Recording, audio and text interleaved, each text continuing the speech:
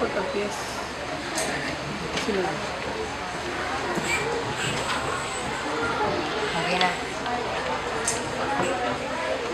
One. Oh, wait. Thank you, sir. Good morning to each and everyone. Cut na. I am Jewel Amalia, moderator for today's debate.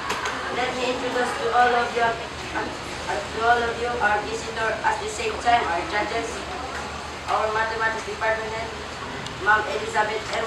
Nasiles. Good morning. Our mathematics master teachers, we have Ma'am Ruby A. Cruz. Good morning. And Ma'am Charlita Dimal. Good morning. And also our main host is Sir Mark Anthony Tuble. Good morning. And now we will go on to our topic for today. These are two groups we're debating for. The topic for today is which system of measurement best thing to use, metric system or English system. On my right side is the group of positive. They believe that the metric system is the better system to use. Let's welcome Almayer Sulaiman.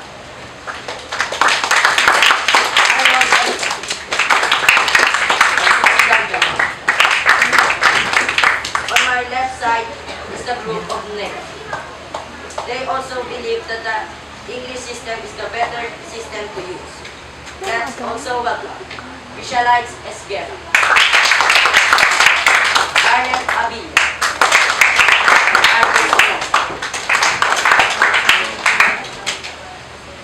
for our timekeeper or time watcher, we have LJ Ortiz.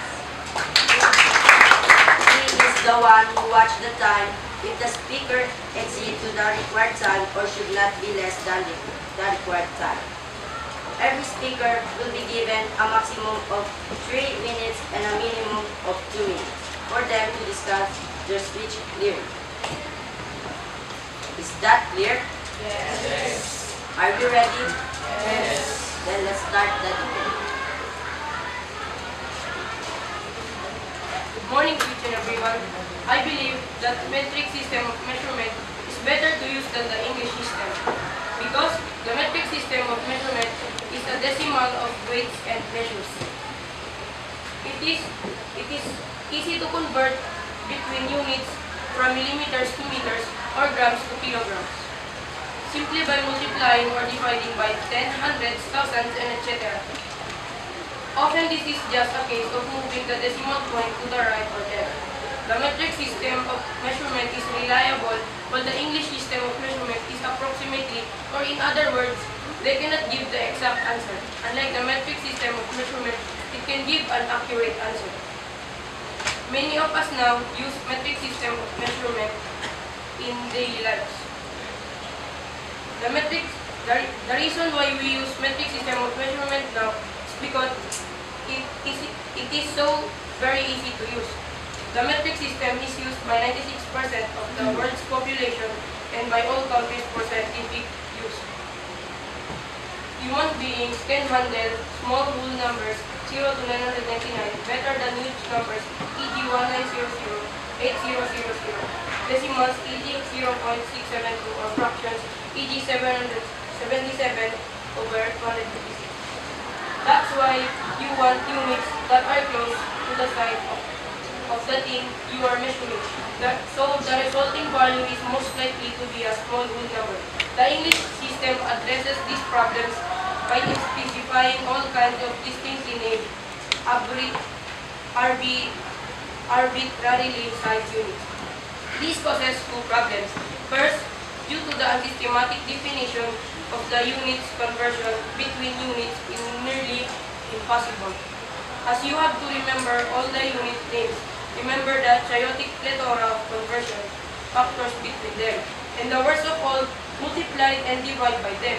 So if we will not use metric system of measurement and we will use English system of measurement, what will happen to our economy and our industry? Do you think we will have a progress? So think hard about it. That's all. Thank you.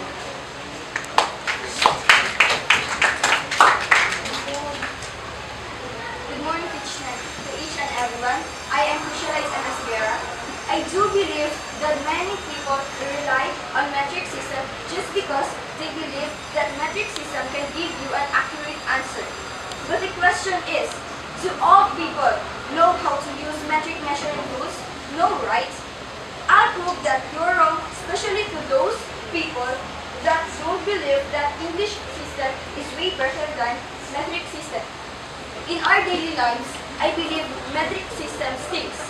The metric system sure is great for science and math, but it stinks for everyday life. That's because of the way it is designed.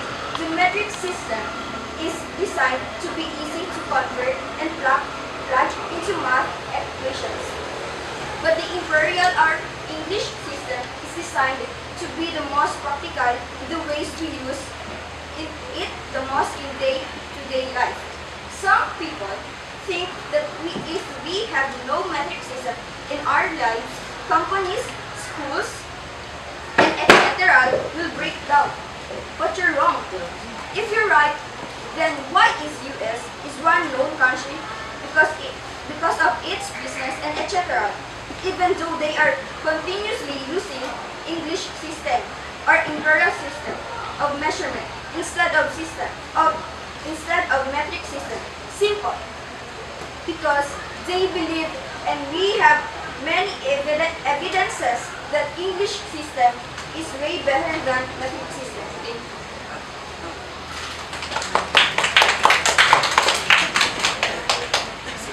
I believe that metric system of measurement is the better to use because it gives us accurate measurement. Calculations of metric measurements are easy to perform and price comparisons. Unlike some non-metric measurements, which can vary even between countries, metric measurements are set by international agreement and therefore are the same wherever you happen to be. This has commercial and trade advantages for all business who trade internationally as only one set of measurement is needed. Examples: a bedding company, they use metric system of measurement because they need accurate measurement in many purposes. In a lifestyle, metric system is used because it's so much simpler and easier to use. In many schools, they use the metric system in all subjects, like the schools that are mathematics is the very topic. Now, in our real class, there are many apparatus that use to measure the length, the mass, and the volume. They make it for making our lifestyles and our work easy. If we continue to use English system of measurement, what might happen? Can English system improve our country? Again, I believe that metric system of measurement is better to use because it gives accurate measurement. Thank you.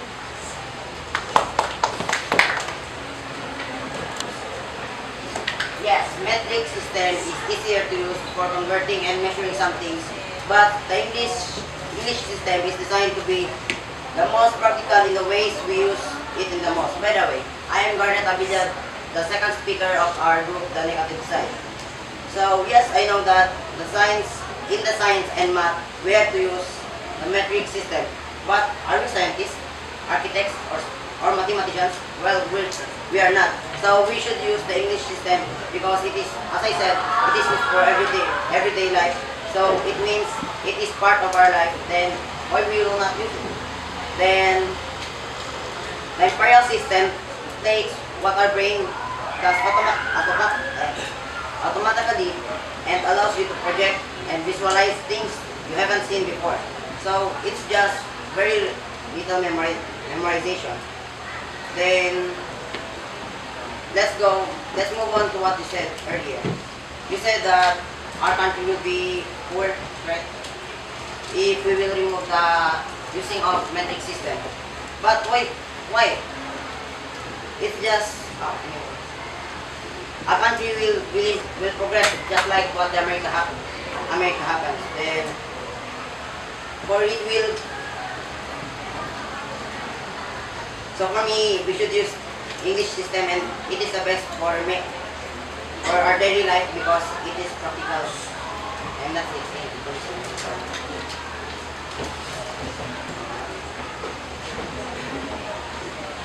First of all, better morning to our honorable judges. I am Lucidar Jamang, the team captain of the proposition.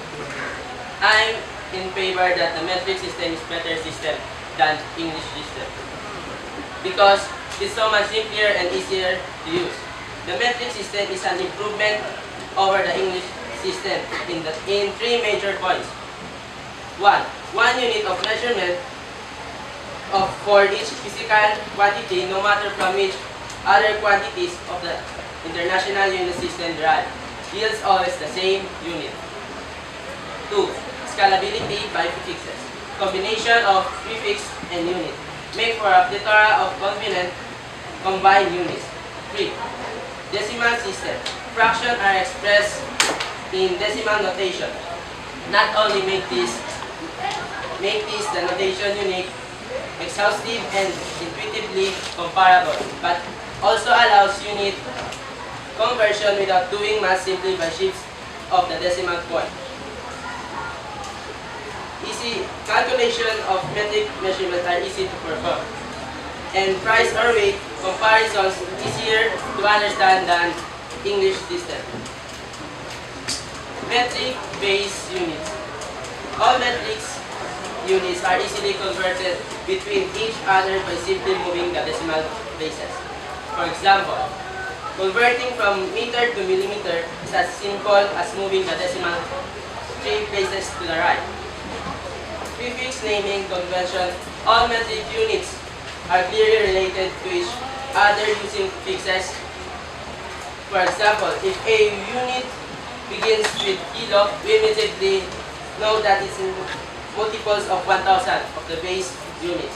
Like 1 kilometer is equivalent to 1,000 meter, and etc. Precise full units. Metric units can be as precise as you need them to be by simply moving down to the next prefix unit.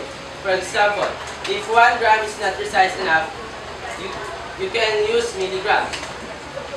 Simplicity. In the international units metric system, we are encouraged to use as few units as possible to allow for greater simplicity and ease of understanding. So the English system has many different units. Not the metric system have few units. For example, the liter, ton, and hectare are not part of the system of international units, as they are not necessary, which in turn reduces the chances of confusion by having too many units. By the way, the liter, ton, and hectare, along with other units, are legacy that are permitted to be used alongside the international metric system. That's all. Thank you. My name is RJP Somoza, the team captain of the opposition side. There is a question that is stuck on our minds. Why does America stick with the English system instead of going to the metric like the rest of the countries in the world? For me, there seems to be a consensus even among Americans that the metric system is superior, and that is only stubbornness that gets in the way of its implementation in America. However, I disagree. While the metric system does have advantage over the imperial system, is not clearly superior. And I offered you something you don't hear very often, a defense for the imperial system of measurement. As what my teammate said, it is a part of our everyday life. Metric system is easy to use, then why it is not used in everyday life? And another advantage of imperial system, it is practical to use. The metric system is great for science and math, but it stinks for everyday life. That's because of the way it's designed. Yet, the metric system is designed to be easy to convert and plug into mathematics equations. But the imperial system is designed to be the most practical in the ways you use it in their day-to-day lives. Another English system advantage is it's easier to learn. Both systems require some memorizations and getting used to. However, I believe that the common argument that the metric system will be just as easy for the normal population to use as the imperial system. If they were used to it, it's wrong. There is some truth for it. But it is not as much as big a strain of the brain to learn the metric system because it is based on things our brain doesn't do well.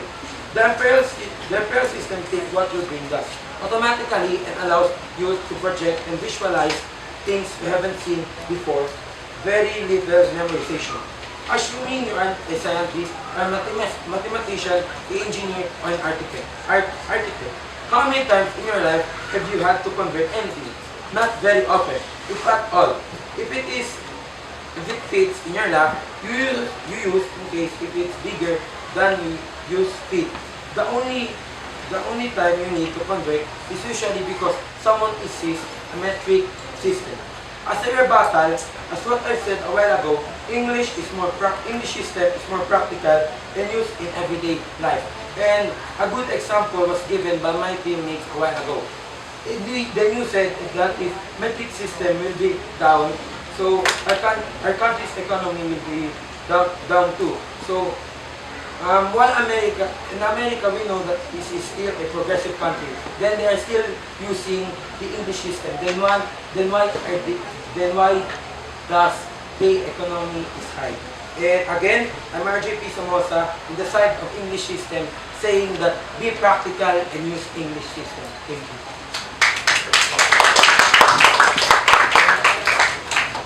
Thank you, speakers, for your wonderful and beautiful speeches. Okay, thank you very much, speakers.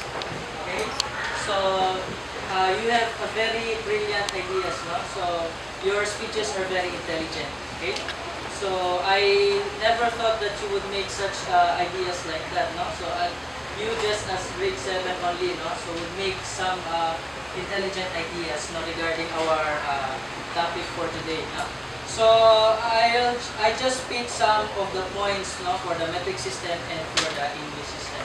Okay, so but before I'll present to you my generalization, So I want for the rest of the students, I want you to make a reflection paper regarding our topic for today, So regarding the metric system and the English system. So which is the better system, or do we need to do competition, or we just have to accept that all systems are good? Okay? So for the points of the metric system, so you said, So I believe that the metric system is great, for areas wherein measurement, It is great in areas where measurements need to be extremely precise or accurate, And for the English system, so I also agree that it is based on what is most efficient in our everyday life. Okay, so I do believe in both sides of the argument. So the bottom line here would be so both the metric system and the English system have their different purposes. So we can never tell which one is the better system or than the other. So I don't see it as a competition between the two systems. Okay. So but all these choices or all your arguments or ideas, so as brilliant as they may be, so there is nothing essentially better about any of those systems, than the other. So we cannot say that metric system is a better system than the other systems. Okay, so they are all good systems. So I believe they are all good systems. Then there is no system that is essentially better than the other. Okay, so don't forget your reflection paper. The rest of the students, other than the speakers, I will collect your reflection paper tomorrow. Okay. So we will just announce tomorrow who is the best speaker, best debater, and the winning team. Okay? So it's already time. So we will now call it a day. So thank you very much for your participation. Okay?